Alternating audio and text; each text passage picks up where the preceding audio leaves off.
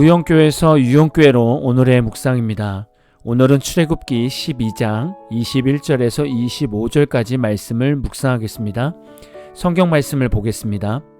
모세가 이스라엘 모든 장로를 불러서 그들에게 이르되 너희는 나가서 너희의 가족대로 어린 양을 택하여 유월절 양으로 잡고 우슬초 묶음을 가져다가 그릇에 담은 피에 적셔서 그 피를 문 인방과 좌우 설주에 뿌리고 아침까지 한 사람도 자기 집 문 밖에 나가지 말라. 여호와께서 애굽 사람들에게 재앙을 내리려고 지나가실 때에 문 인방과 좌우 문설주의 피를 보시면 여호와께서 그 문을 넘으시고 멸하는 자에게 너희 집에 들어가서 너희를 치지 못하게 하실 것임이니라. 너희는 이 일을 규례로 삼아 너희와 너희 자손이 영원히 지킬 것이니 너희는 여호와께서 허락하신 대로 너희에게 주시는 땅에 이를 때에 이 예식을 지킬 것이라. 오늘 말씀은 하나님께서 애국 백성들에게 마지막 10번째 재앙인 처음 난 것들의 죽음을 행하시기 전에 이스라엘 백성들에게 피할 길을 주시는 하나님의 방법을 볼 수 있습니다. 하나님은 마지막 재앙을 이기기 위해 어떤 방법을 이스라엘 백성들에게 알려주셨죠? 어린 양을 잡고 어린 양의 피를 그릇에 담습니다. 그리고 우슬초 묶음을 가져다가 그릇에 있는 피에 적셔서 문 인방과 좌우 문설주에 뿌리고 아침까지 한 사람도 자기 집 문 밖에 나가지 말아야 합니다. 하나님의 심판이 시작이 되면 문설주에 어린 양의 피가 뿌려져 있지 않으면 그 집 안에 있는 처음 난 모든 것이 다 죽게 됩니다. 엄청난 하나님의 재앙이 기다리고 있는 것이죠. 오늘 말씀을 우리는 어떻게 심도 있게 묵상할 수 있을까요? 하나하나 의미를 간단히 보면서 묵상하면 좋을 것 같습니다. 문설주에 피를 뿌리는 도구가 우슬초 묶음이었습니다. 우슬초는 담벽에서 자라는 볼품없는 관목을 말합니다. 그러나 우슬초는 성경 레위기에서 보면 문둥병이 나은 사람을 위한 정결 의식을 할 때 사용했던 나무입니다. 비록 우슬초와 같이 세상에서 낮고 천한 자라 할지라도 하나님이 사용하시면 사람들에게 회개케 하거나 주님께로 돌아오게 하는 일에 사용될 수 있음을 의미합니다. 마지막 재앙은 애국 사람에게나 이스라엘 백성에게나 너무나 중요한 상황입니다. 생명이 살고 죽는 중요한 상황에 어린 양의 피를 문설주에 뿌리는 나무를 좋은 나무가 아니라 볼품없는 관목인 우슬초를 사용하여 뿌렸다는 것입니다. 하나님 손에 붙들리면 볼품없고 초라한 인생이어도 누구보다 값진 인생이 될 수 있음을 믿으십시오. 다음으로 어린 양의 피를 문설주 좌우에 뿌리는 것입니다. 이 피가 뿌려져 있는 집은 죽음의 사자가 지나가고 이 피가 없으면 죽음의 사자가 그 집을 장악하여 처음 난 모든 것을 죽게 합니다. 어린 양의 피는 여러분이 잘 아시다시피 예수님의 보혈의 피를 의미합니다.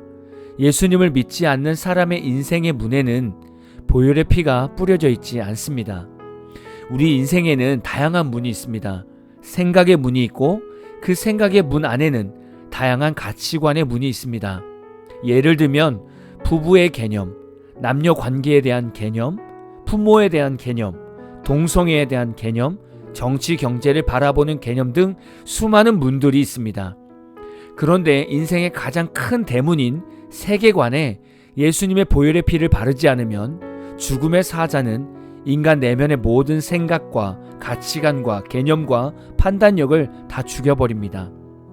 너무 안타까운 것은 예수님의 복음이 있는 교회 안에서 여전히 세상적인 기준, 세상적인 스펙, 세상적인 가치관을 추구하는 목회자와 중직자들이 있습니다. 사도 바울은 배설물로 여기고 버리는 것을 여전히 교회에서는 보화처럼 주워 담고 있습니다. 이런 것들이 죽음의 사자, 즉 사탄이 성도들의 영을 죽이는 일들입니다. 사탄은 구원이 없는 자들에게 죄를 죄라고 인식하지 않고 살아가게 합니다. 그래서 결국 사탄은 예수 믿지 않는 모든 이들을 지옥으로 즐겁게 달려가게 합니다. 그러나 인생의 가장 큰 대문인 세계관에 예수님의 보혈의 피로 뿌려놓으면 그 성도는 하나님을 하나님으로 온전히 믿는 믿음이 생기고 믿음이 생기는 것뿐만이 아니라 세상의 모든 사탄의 유혹에서도 예수님의 이름으로 승리할 수 있습니다. 죽음의 사자는 우리 인생 전체에서 두루다니며 삼킬 자를 찾고 있습니다. 우리가 일평생 예수님의 보혈로 살지 않으면 어느 순간 죽음의 사자가 우리 인생을 찾아와서 우리의 영을 죽이는 것입니다. 이 말은 처음에는 성도로 시작했다가 결국 죽음 직전에는 예수님을 부인하는 불신자로 끝나는 성도를 말하는 것이죠. 이런 성도는 인생을 살다가 어느 시점에서 예수님의 보혈의 은혜를 버린 것이고 사탄의 세계관을 붙들고 인생을 살아간 것입니다. 우리는 우리 마음과 생각에 날마다 예수님의 보혈의 은혜를 뿌리며 살아가야 합니다. 그것이 말씀이요, 그것이 기도의 삶입니다. 여러분의 심령은 지금 안전하시죠? 여러분의 인생의 세계관에 예수님의 보혈의 은혜가 뿌려지고 있으시죠? 애굽에 내린 마지막 재앙은 아침까지 진행이 됩니다. 아침은 새로운 시작을 의미합니다. 죽음의 사자, 즉 사탄의 역사는 주님이 다시 오시는 재림의 그날 다 사라집니다. 믿음의 성도들은 예수님이 다시 오실 때 다 일어나 주를 맞이하게 될 것입니다. 여러분은 이날을 바라보며 살아가야 합니다. 여러분, 예수님이 다시 오심을 기대하시지요? 곧 오실 것임을 인지하고 계시지요? 기도하시는 분들은 지금이 정말 말세의 지말이라는 것을 감지하고 계실 것입니다.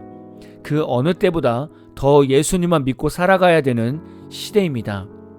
오늘도 말씀을 묵상하시면서 예수님의 보혈의 은혜가 여러분의 인생 가운데 뿌려지기를 진심으로 축원합니다.